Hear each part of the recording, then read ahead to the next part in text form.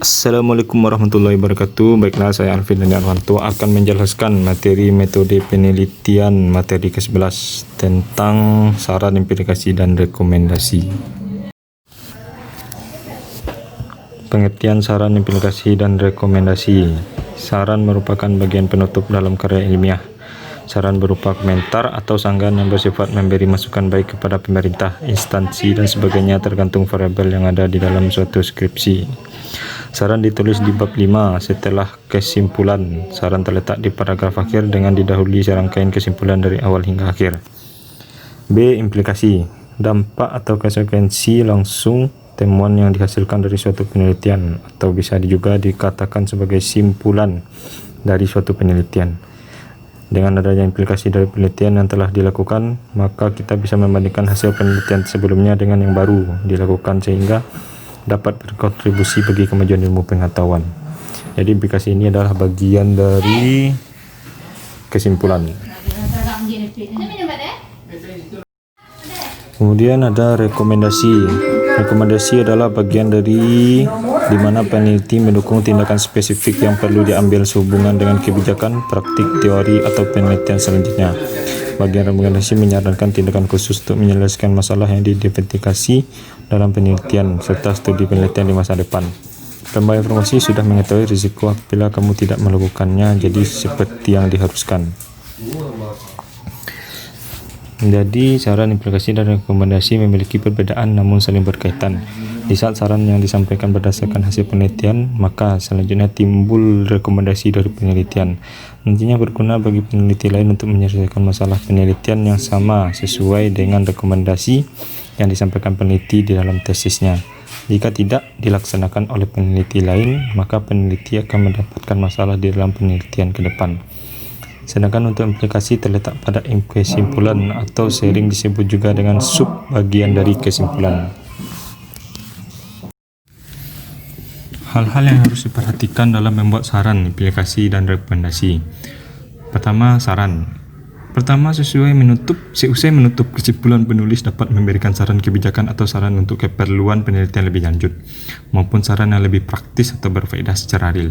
Kemudian kedua, dalam menyusun saran hendaknya penulis tidak menyarankan sesuatu yang tidak mempunyai dasar atau keterkaitan dengan pembahasan yang dikemukakan.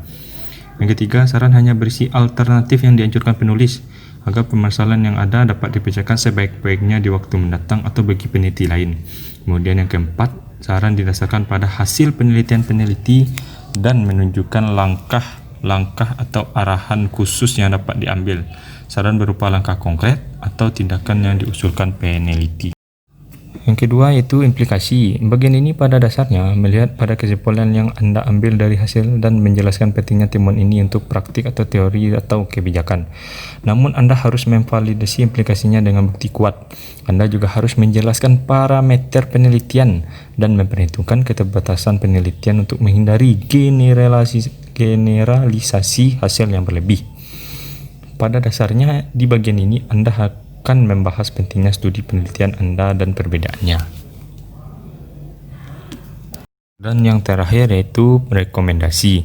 Rekomendasi sangat tergantung pada situasi, jadi mereka sangat bervariasi. Peneliti dapat membuat saran spesifik sehubungan dengan penelitian lebih lanjut tentang topik tersebut.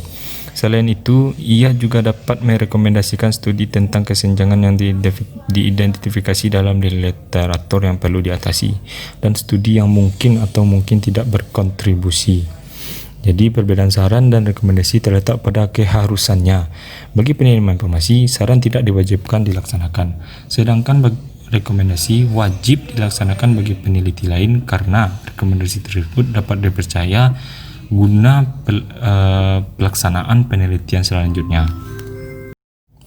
Kemudian ada contoh-contoh saran, implikasi, dan rekomendasi dalam sebuah penelitian.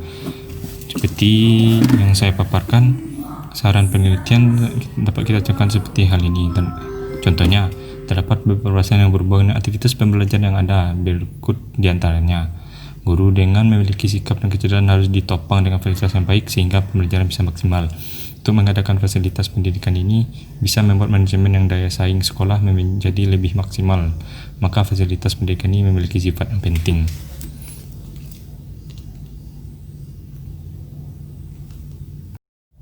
Kemudian ada juga contoh dari aplikasi dan contoh dari rekomendasi. Inilah contoh-contoh replikasi dan rekomendasi dari suatu penelitian. Itulah yang dapat saya sampaikan. Mohon maaf jika ada kekurangan. Terima kasih. Assalamualaikum warahmatullahi wabarakatuh.